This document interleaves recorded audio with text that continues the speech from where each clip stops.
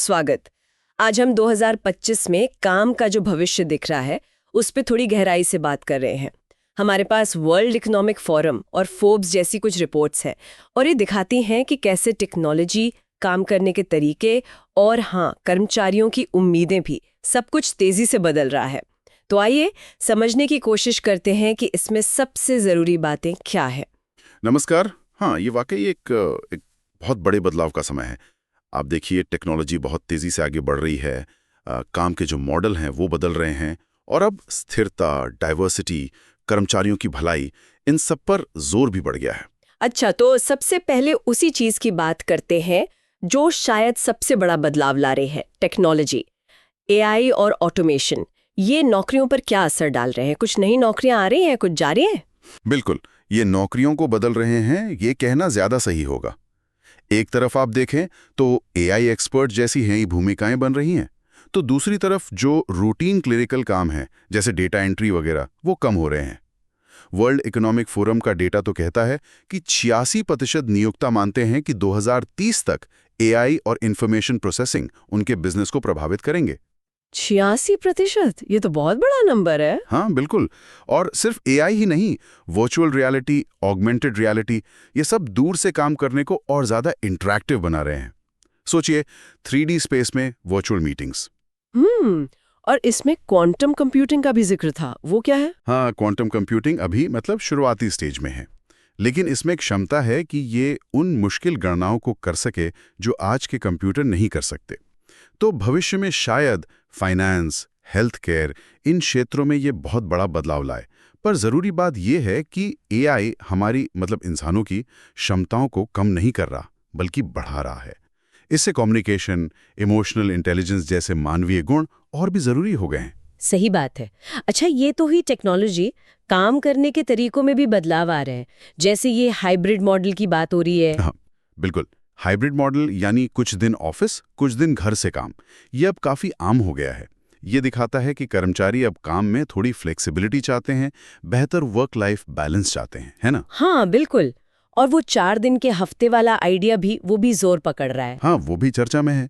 कुछ कंपनियों ने प्रयोग किए हैं, जैसे माइक्रोसॉफ्ट ने जापान में किया था, और उन्होंने पाया कि इससे प्रोडक्टिविटी असल में बढ़ी। तो ये सब उसी दिशा में जा रहा है, ज़्यादा लचीलापन। सुनने में तो बहुत अच्छा लगता है ये 4 दिन का हफ्ता। और गिग इकोनॉमी का क्या स्टेटस है? हाँ, गिग इकोनॉमी मतलब प्रोजेक्ट बेस्ड या फ्रीलांस काम, वो भी बढ़ रहा है। और अब इसमें सिर्फ डिलीवरी या टैक्सी वाले काम नहीं है। अब इसमें health care, AI, cyber security जैसे हाई स्किल प्रोफेशनल्स भी आ रहे हैं। वो लोग जो थोड़ी ऑटोनॉमी, थोड़ी आज़ादी चाहते हैं अपने काम में। तो मतलब काम का पूरा नजरिया ही बदल रहा है। तो इतने सारे बदलावों के बीच कर्मचारियों के लिए कौन से स्किल सबसे जरूरी हो जाते हैं? देखिए, ये बहुत ही अहम सवाल है। WEF का अनुमान है कि 2030 तक लगभग 59% कर्मचारियों को या तो नई स्किल सीखने की ज़रूरत होगी या मौजूदा स्किल्स को अपग्रेड करने की। टेक्निकल स्किल्स जैसे AI, big data, cyber security, इनकी मांग तो है ही। साथ ही एनालिटिकल थिंकिंग मतलब चीज़ों को गहराई से समझने की क्षमता, वो 70% नियोक्ताओं के लिए 2025 में ज़रूरी मानी जा रही है। 70%? जी। और एक चिंता की बात यह भी है कि मौजूदा स्किल्स में से करीब 39% पुराने पड़ सकते हैं। तो लगातार सीखते रहना, अपस्किलिंग, रीस्किलिंग, ये बहुत ज़रूरी हो गया है। सही कहा। अच्छा, और आजकल कंपनियां सिर्फ काम और स्किल पर ही फोकस नहीं कर रही हैं। ऐसा लग रहा है कि कर्मचारियों की सेहत, ऑफिस का माहौल, इन पर भी ध्यान बढ़ रहा है। निश्चित रूप से। WEF के मुताबिक 64% नियोक्ता अब एम्प्लॉय हेल्थ और वेलनेस पर ध्यान दे रहे हैं। और साथ ही डाइवर्सिटी, इक्विटी, इंक्लूजन, DEI, ये भी बहुत महत्वपूर्ण हो गया है। करीब 83% नियोक्ता इसे प्राथमिकता मान रहे हैं। 83%? ये तो काफी ज्यादा है। हाँ, ये 2023 में 67% था, तो ये बड़ा है। और इसके साथ साथ सस्टेनेबिलिटी यानी स्थिरता पर भी जोर है। ग्रीन जॉब्स जैसे renewable energy engineer, electric vehicle expert, ये नौकरियां तेजी से बढ़ रही हैं। ये सब क्लाइमेट चेंज से निपटने के जो वैश्विक प्रयास हैं, उसी का हिस्सा है। तो अगर हम संक्षेप में देखें तो नौकरी बाजार का रुझान क्या है? कौन सी नौकरियां ऊपर जा रही हैं, कौन सी नीचे? मोटा मोटा देखें तो WES का अनुमान है कि 2030 तक कुल रोजगार में करीब 7% की नेट वृद्धि होगी। मतलब नौकरियां बढ़ेंगी। सबसे तेजी से बढ़ने वाली नौकरियों में, जैसा आपने कहा, टेक्नोलॉजी है, big data expert, AI specialist. फिर ग्रीन रोल्स हैं, renewable energy engineer, supply chain वाले काम हैं, केयर इकोनॉमी है जैसे नर्सिंग प्रोफेशनल्स और एजुकेशन भी। वहीं दूसरी तरफ जो रूटीन काम है जैसे cashier, ticket clerk, data entry clerk, इन भूमिकाओं में कमी आने की संभावना है। लेकिन इन सारे बदलावों में चुनौतियां क्या दिख रही हैं? क्या मुश्किलें आ सकती हैं? सबसे बड़ी चुनौती जो दिख रही है वो है स्किल गैप, मतलब सही कौशल वाले लोगों की कमी। करीब 63% नियोक्ता ये मानते हैं। दूसरी चुनौती है हाइब्रिड वर्क को मैनेज करना। कैसे कंपनी कल्चर बनाए रखें, प्रोडक्टिविटी कैसे मेंटेन करें, खासकर जब आर्थिक माहौल थोड़ा अनिश्चित हो। लेकिन हाँ, अवसर भी हैं। जो कंपनियां फ्लेक्सिबिलिटी देंगी, अपने कर्मचारियों के विकास में निवेश करेंगी, स्थिरता को अपनाएंगी, वो टैलेंट को खींच पाएंगी। और एआई और ऑटोमेशन से इनोवेशन के नए रास्ते भी खुल रहे हैं। तो आखिर में इन सब बातों का कर्मचारियों और संगठनों के लिए क्या मतलब निकलता है? उन्हें क्या करना चाहिए? कर्मचारियों के लिए सबसे जरूरी है लगातार सीखते रहना, अडैप्टेबल बनना।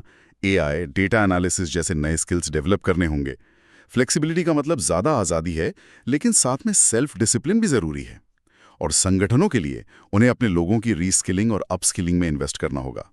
एक ऐसा कल्चर बनाना होगा जो इंक्लूसिव हो, कर्मचारियों का ध्यान रखे और स्थिरता को अपनी कोर स्ट्रैटेजी का हिस्सा बनाए। तो हमने देखा कि 2025 और उसके बाद काम का भविष्य कई चीजों से तय हो रहा है। टेक्नोलॉजी, फ्लेक्सिबिलिटी, लगातार सीखना और सस्टेनेबिलिटी। एआई हमारी भूमिकाओं को बदल रहा है, हाइब्रिड काम अब नॉर्मल होता जा रहा है और नए स्किल्स की मांग तो मतलब बढ़ती जा रही है। हाँ, और ये बदलाव सिर्फ नौकरियों या इकोनॉमी तक ही सीमित नहीं है। ये हमारे काम करने के तरीके, हमारे सोचने के तरीके और हम अपने करियर को कैसे देखते हैं, उस नज़रिए को भी बदल रहा है। स्थिरता और डीईआई जैसी चीज़ें अब सिर्फ अच्छी बातें नहीं रहीं, बल्कि ये ऑर्गेनाइजेशन की सफलता के लिए ज़रूरी हो गई हैं। बिल्कुल।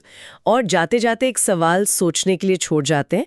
जैसे जैसे एआई रूटीन काम संभालता जाएगा, तो क्या सहानुभूति, रचनात्मकता, मुश्किल समस्याओं को सुलझाने की क्षमता, ये जो बिल्कुल मानवीय गुण है, क्या इनका महत्व और भी बढ़ जाएगा?